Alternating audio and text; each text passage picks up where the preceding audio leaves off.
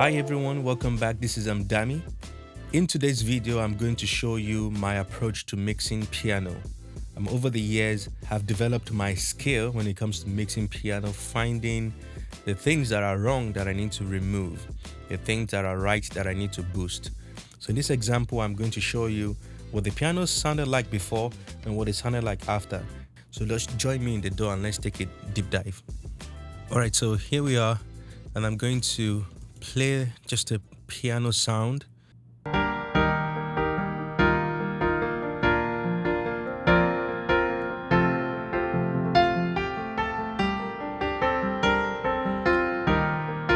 Okay, so that sounded good, right, by itself, but I'm going to show you the drastic change, and this is a decision I had to make in the mixing stage, and what the piano sounds like after.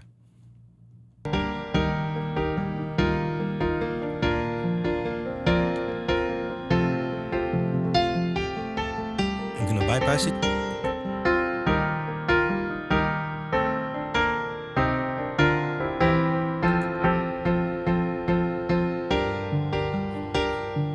Okay, so I'm sure that after it was bypassed, you can hear a huge change when it comes to the tonal balance or the structure of the piano. Here is one thing that I've noticed, and I do a lot when it comes to piano. If I'm playing a song and I feel like, man, this thing, what we call muddy, what we call masking, I feel like there's no clarity, especially around the vocal. Maybe the vocal is not sitting perfectly in the mix, and I don't want to turn it up, because turning the vocal up too much would disconnect the vocal from the rest of the track, the instrument. So I would occasionally go and mute instruments. In most cases, when you mute the piano, you actually feel like, oh no, there is space all of a sudden. That has happened countless times. When you mute the piano, you feel there's space all of a sudden, and then you're asking yourself, do I need the piano in there? Same things with guitar as well. But in most cases, you need the piano in there. There are some there's a role the piano is playing. So I wanted to keep the piano here as a balanced instrument, almost playing as a pad. So what I then did is went to EQ. So let me now show you the EQ. I just wanted to point that out quickly so you know my approach sometimes to mixing piano. So here, I love the piano sound. I'm removing some frequency around 2K. You can hear it. Let me bypass this and let's.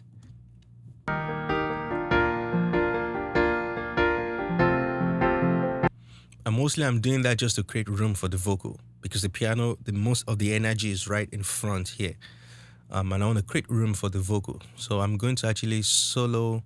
So there's 1.5 right here. Let's solo that, and you're going to hear what that frequency sounds like. Just on key. So remember, this is around 1.5. Okay, so that's that. And then I decided to also remove some of the low mid in here.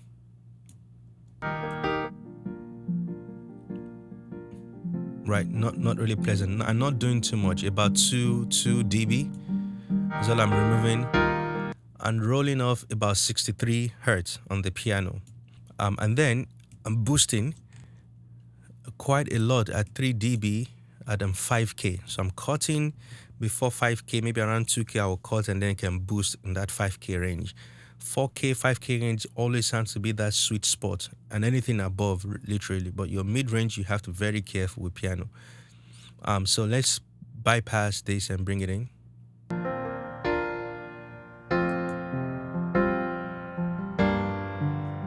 On keyness.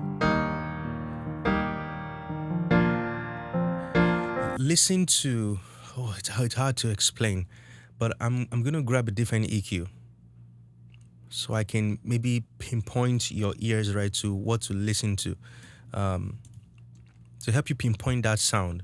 It's there. It's like, it's nasty. It's not really adding anything to the piano.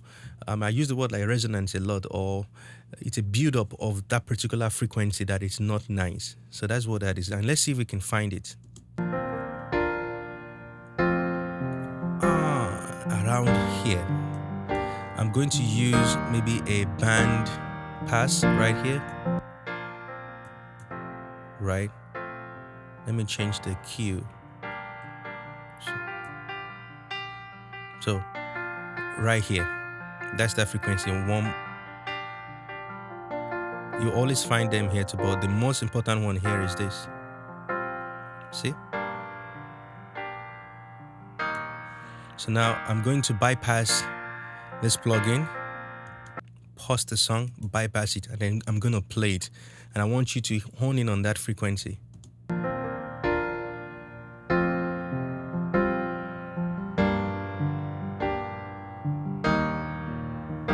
It's right there. It's not really adding.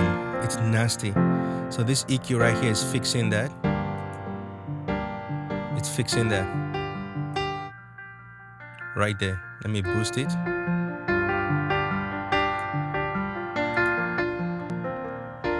So that's you creating room for vocals, and that's you also cleaning up the piano. And then the next one, let's see what I'm using here. Okay, so this is the part where the sound of the piano is changing. By itself, it might sound like, oh man, just ruin the entire piano track, but always have to mix in the context of the mix. If the piano was playing a major role all over the song, of course, I would love to keep the energy, also make the piano loud in the song. But here, let me engage this plugin and bypass it. So a lot of the problem frequency on this particular piano was right here in the mid-range. I'm going to play it first and then mute it. Bypass. Let me turn this up.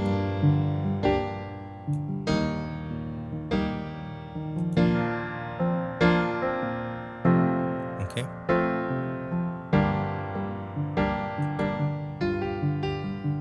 So I hope that was clear. Let me play a different section.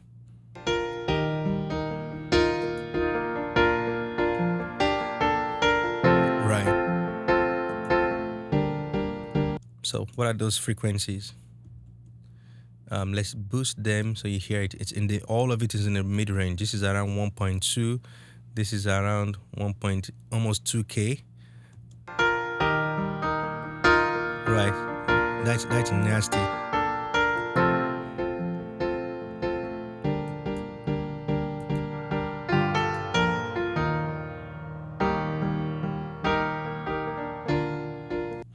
Okay.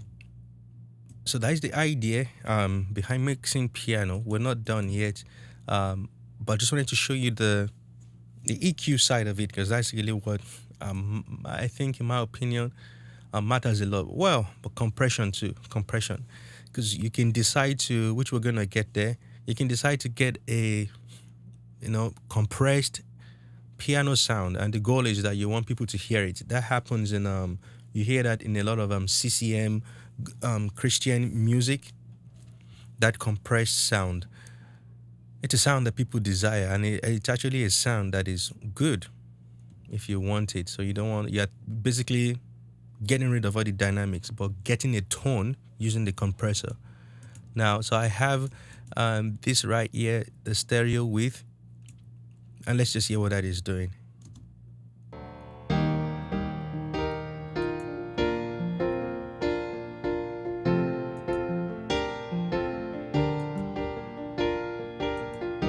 I'm gonna exaggerate it, shifting it a little bit. Yeah.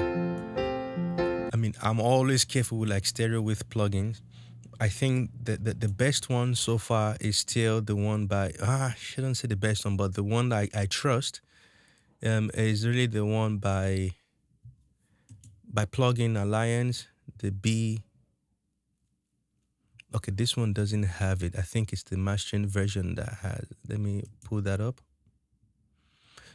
Because my goal here was I tried to want to get the piano off of the center as much as I can.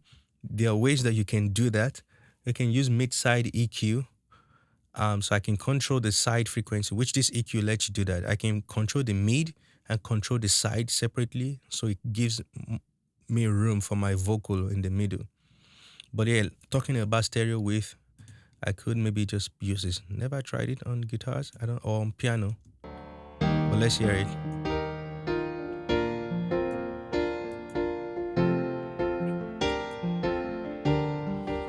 So you can hear that.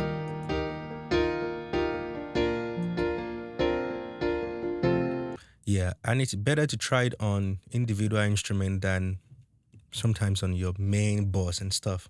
If you want things wide, maybe your grouped instrument, use a plugin like that on there. And then the next thing I'm doing is I'm using this one, and this is me experimenting. This is a mastering. Is it a mastering plugin? Yeah. And on here at 8K, I'm boosting 2 dB, boosting about 2 to 3 dB at 2K again. Remember, I cut 2K. The goal is to try to bring the brightness back again.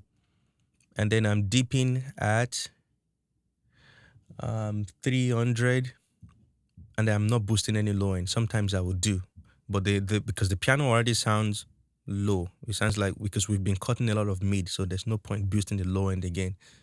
All right, so let's bypass this, and I think there's some compression going on as well here. Let me just play it so you can hear.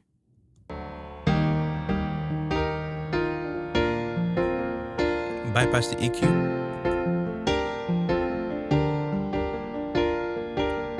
Bring it back. I like the aggressiveness, right? And then the compressor here. So that's where the sound is coming from. I like it. I'm using recovery 4. You can always play around. I don't like 1. I'm not sure if 1 means the fastest, but it sounds like it. I don't like what it's doing.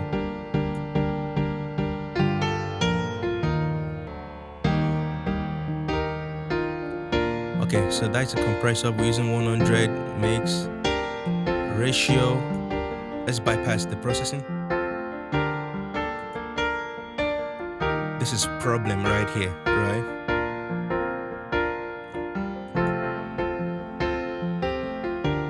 So we've created room for the vocals in the middle, remove the harsh frequencies. And then the other thing I'm doing here is sending it to a verb, but I think just a tiny bit. So that is it. How to mix piano. Yeah, so I think the takeaway from here is to note those frequencies, right? Go and find it. The piano is one instrument that will produce a lot of those nasty, maybe overtones. And this is a VST piano, not a real piano. But those nasty tones, you might want to go and find it in there and carve it out to create space for your vocal, especially. If you don't try to remove it during the mixing stage, when things are pushed louder, right, in the mastering stage, you're gonna hear all of that frequency. So I hope this was helpful. Have a marvelous time recording and mixing, and please don't forget to like and subscribe to this channel so you get notified when I release other amazing content. Thank you again for your support. I appreciate it. Have a wonderful time. Thank you. Bye bye.